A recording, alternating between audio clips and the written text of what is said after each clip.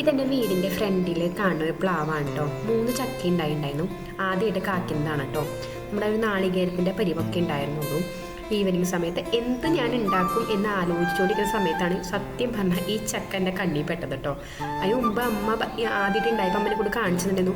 നോക്കിയാൽ ചക്ക ഉണ്ടായിട്ടുണ്ടെന്ന് പറഞ്ഞാൽ ഭയങ്കര ചെറിയ പ്ലാവല്ലേ, നമ്മൾ മറ്റുള്ളവരെ വീട്ടിൽ കണ്ടിട്ടുണ്ടെങ്കിലും നമ്മുടെ വീട്ടിൽ ആദ്യമായിട്ടല്ലേ കാണുന്നത്. അപ്പം ഞാൻ കണ്ടതാണ്, പിന്നെ എൻ്റെ കണ്ണിൽ പെട്ടുണ്ടായില്ല.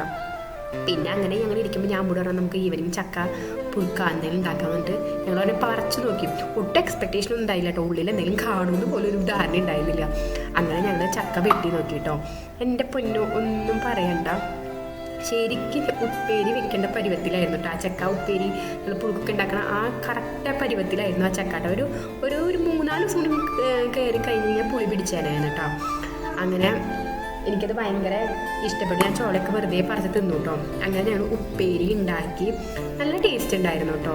ഉപ്പേരിയൊക്കെ കറക്റ്റ് വേവൊക്കെ ആയിട്ട് നല്ല പുഴുക്കൊക്കെ ആയിട്ട് സാധാരണ നമ്മൾ ഉപ്പേരി ഉണ്ടാക്കില്ല, വെളിച്ചെണ്ണ ഒഴിച്ച് ഉള്ളി മൂപ്പിച്ച് മൂത്ത് വരുമ്പോൾ നമ്മൾ ചക്കയൊക്കെ ഇട്ട് അങ്ങനത്തെ ഒരു സെറ്റപ്പിലായിരുന്നു. നമ്മൾ തൃശ്ശൂർ മോഡൽ ഉപ്പേരി കാച്ചുന്ന പോലെ ഞാനത് ഉണ്ടാക്കിയിട്ടുണ്ടായിരുന്നു കേട്ടോ. ഭയങ്കര ഇഷ്ടപ്പെട്ടു എല്ലാവർക്കും. നമ്മൾ മീൻകറി ഞാൻ അന്ന് ഉണ്ടാക്കിയിട്ടുണ്ടായിരുന്നു.